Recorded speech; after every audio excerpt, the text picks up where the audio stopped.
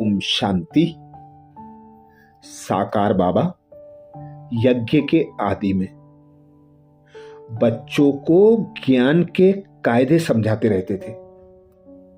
साथ साथ धर्मराजपुरी की भी सजाएं बताया करते थे, जिससे बच्चे ज्ञान के कायदे को समझकर धर्मराजपुरी की सजाओं को जानकर श्रेष्ठ कर्म कर श्रेष्ठ बन सकें। बाबा उच्च देवीय मर्यादा में रहने और आसुरी मर्यादा छोड़ने की भी सीख देते। ज्ञान युक्त कायदे में ही फायदा है। कायदे को छोड़ने से कार्य बिगड़ जाता है। कार्य पर ही ये सृष्टि कायम है। इसलिए ईश्वरीय नियमों को कभी भी ना छोड़ना, ना तोड़ना। बाबा कहते कि कानून को कभी अपने हाथ में मत लेना। यदि किसी से आपका स्वभाव नहीं मिलता अथवा संस्कार टकराते हैं अथवा किसी के बारे में आपको कोई शिकायत है, तो उसके विरुद्ध आप ही कोई कार्रवाई करने में न लग जाओ। उस पर हाथ उठाना अथवा अन्य किसी प्रकार से उसे दंड देने का यत्न करना, गोया कानून को अपने हाथ में लेना है। कानून को अपने हाथ में लेने वाला भी अपराधी माना जाता है। लौकिक सरकार का भी यह नियम है कि यदि किसी को किसी अन्य से शिकायत है तो वह न्यायालय में दावा कर सकता है। जज ही उसकी सुनवाई करके अपराधी को उचित दंड दे सकता है। जिसको शिकायत है, यदि वह अपराधी को मारता पीटता है तो न्याय की दृष्टि से वह स्वयं भी अपराधी ही ठहरा। बाबा कहते आप सब तो स्वयं ही किसी न किसी प्रकार बाबा कहते आप सब तो स्वयं ही किसी न किसी विकार के वशीभूत अवगुणों से भरपूर अर्थात अपराधी हैं। अतः अपनी शिकायत पर आप खुद ही जज बनकर या जेलर बनकर कुछ भी करने के अधिकारी नहीं हैं। यदि किसी का कोई अवगुण अथवा दोष आपको दुख देता है तो आप इधर उधर किसी को न बताकर, वातावरण को दूषित न करके एक बाबा ही द्वारा शिव बाबा को बताओ, तो शिव बाबा उसे स्वयं ही सावधानी दे देंगे। इसी प्रकार एक दूसरा कायदा बताते हुए बाबा कहते, बच्चे आप अपने निजी प्रयोग के लिए किसी से कोई चीज मत लेना। यदि कोई व्यक्ति कुछ भी चीज देना चाहता है तो उसे कहो कि वह निजी प्रयोग के लिए देने का संकल्प न करके शिव बाबा को सामने रखकर इसे ईश्वरीय यज्ञ में दे। फिर यज्ञ में व्यवस्था करने के लिए जो निमित्त हैं, वे जिसके लिए जो चीज आवश्यक समझेंगे उसे वह चीज दे देंगे। बाबा कहते कि यदि आप किसी से निजी प्रयोग के लिए कोई चीज लेंगे तो प्रयोग करते समय उस देहधारी की याद आएगी। गोया कल्याणकारी शिव बाबा की याद भूल जाएगी। इससे देहधारी के साथ आपका संबंध जुटेगा, उनसे आपकी लगन लगेगी और ईश्वरीय स्मृति की कमाई में आपको घाटा पड़ जाएगा। फिर विशेष बात यह है कि बेचारे देने वाले का भाग्य ऊंचा नहीं बनेगा, क्योंकि उसने भी आप मानव तनधारी के प्रयोग अर्थ वह वस्तु दी। यदि वह शिव परमात्मा को सामने रखकर ईश्वर अर्थ सेवा में वह वस्तु देता तो उसका संबंध ईश्वर से जुड़ता और वह वस्तु पवित्र हो जाती तथा ईश्वर से भविष्य में उसे कई गुना धन धान्य प्राप्त होता। परंतु व्यक्तिगत प्रयोग के लिए देना तो गोया मनुष्यों से कर्म खाता जोड़ना है। लेने वाला भी यदि इस ईश्वरीय यज्ञ से लेगा तो उसे मानव तनधारी की याद न आकर यह शुद्ध नशा रहेगा कि मुझे यह ईश्वर से मिली है। उसका नाता और प्यार भी ईश्वर से जुटेगा और जिस व्यक्ति से उसको वस्तु मिली उस मानव तनधारी का वह आभारी अथवा ऋणी भी नहीं होगा। तो बाबा कहते, आप ईश्वरीय कुल की संतान हैं। ईश्वर तो दाता है, तब दाता के बच्चे होकर आप किसी से लें, तब दाता के बच्चे होकर आप किसी से कैसे ले सकते हैं। जिसको कुछ देना है वह अपना भाग्य ऊंचा बनाने के लिए ईश्वर के पास जमा करा दे और आप भी उसी पिता से लो, न कि किसी मनुष्य से।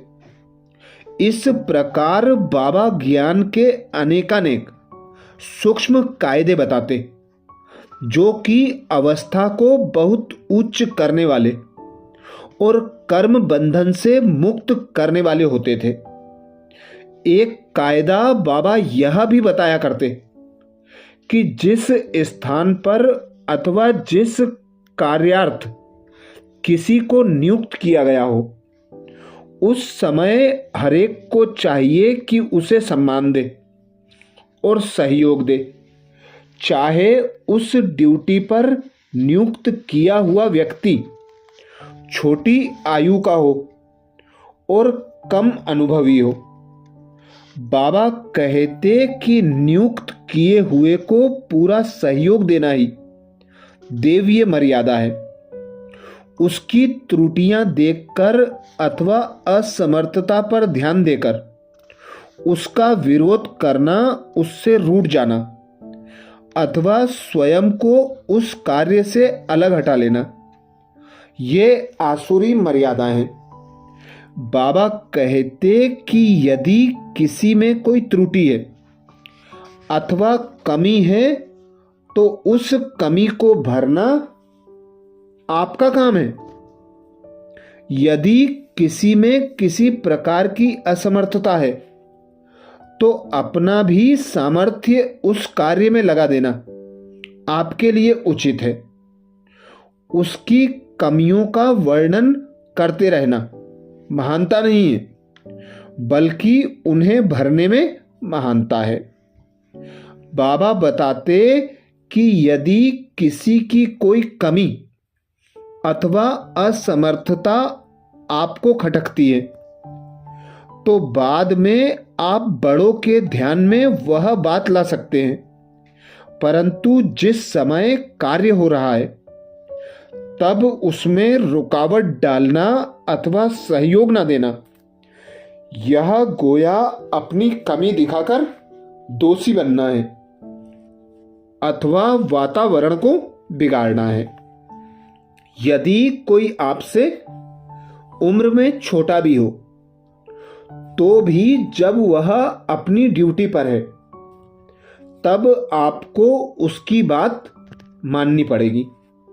मान लो कोई ट्रैफिक पुलिस का आदमी अपनी ड्यूटी पर खड़ा है और वह एक और हाथ दिखाकर ट्रैफिक रोके हुए है। उसी ओर से तब यदि कोई उसका बड़ा अफसर भी आ जाए तो उस समय उसे भी हाथ का इशारा देखकर रुकना ही पड़ेगा ना। इसी प्रकार इस ईश्वरीय कार्य में जिस कार्य पर जो नियुक्त है उस समय उसे ये सम्मान और स्नेह देना सबका धर्म है। इस प्रकार बाबा ऐसे ऐसे देवीय कायदे बताते जिससे अवस्था भी उठे, सबका भाग्य भी ऊंचा बने और सब कार्य सुगमता से भी होता चले। कायदों के साथ साथ बाबा कर्म का विधान भी पूरा स्पष्ट करते थे। उदाहरण के तौर पर वे कहते थे, सतयुगी स्वर्णिम सृष्टि में भी नौकर चाकर, दास दासियां, चंडाल आदि आदि होते हैं ही।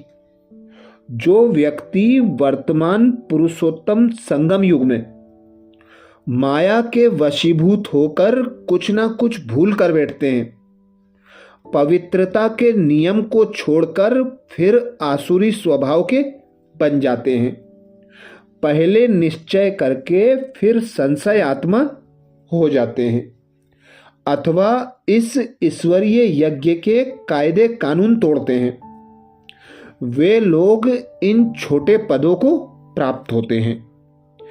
किस किस भूल से हमारी ईश्वरीय कमाई में कितना घाटा होता है और उसके परिणाम स्वरूप हमें कौन सा छोटा पद मिलता है, बाबा इन सभी नियमों को स्पष्ट करते थे। स्वर्ग के देवीय स्वराज्य पद को बाबा स्वर्ग के देवीय स्वराज्य के पद को कौन प्राप्त करता है, किस उच्च पुरुषार्थ को करने से चक्रवर्ती राजा रानी के निकट संबंध में कौन जन्म लेता है, अत्यंत धनवान प्रजा के घर में किसका जन्म होता है, 108 की माला का मणका बनने या अष्ट देवताओं में आने के लिए क्या पुरुषार्थ करना जरूरी है, इन सभी बातों का स्पष्टीकरण बाबा देते रहते थे, जिससे कि उच्च पुरुषार्थ करने की प्रेरणा नित्य निरंतर मिलती रहे। शिक्षक और सद्गुरु के रूप से शिक्षा और सावधानी दे रहे हैं, अतः अब तो कदम कदम पर राय ले सकते हो।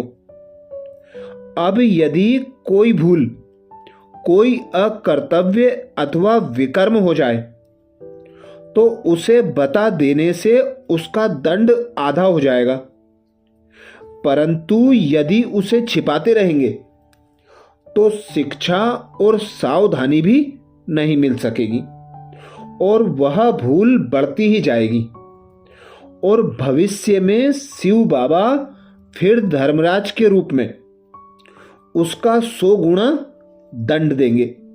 देखो, धर्मराज बाप के बच्चे बनकर अब अधर्म का काम ना करना, धर्म भ्रष्ट होने वाला सतयुगी सृष्टि में उच्च पद नहीं पा सकेगा और पद भ्रष्ट होने के साथ साथ दंड का भी भागी बनेगा। आप तो कमाई करने के लिए आए हैं, कमाई के बदले सिर पर और ही बोझ चढ़ाना यह समझदारों का काम नहीं है। इस प्रकार बाबा यज्ञ के आदि में बहुत ही उपयोगी कायदे और नियम बताकर तथा प्रैक्टिकल रीति उन पर चलकर कल्याण करने के निमित्त बनते हैं। तो बाबा ने जो नियम और मर्यादाएं हम बच्चों को यज्ञ के आदि में बताए थे, उन नियमों और कायदों को अपने जीवन में धारण करना धर्मराज की सजाओं से बचने का आधार है। अच्छा, ऐसे ही और बाबा के यज्ञ के आदि के संस्मरण सुनने के लिए बाबा के चैनल को सब्सक्राइब करें, वीडियो को सभी बीके भाई बहनों को शेयर करने की सेवा जरूर करें। ओम शांति।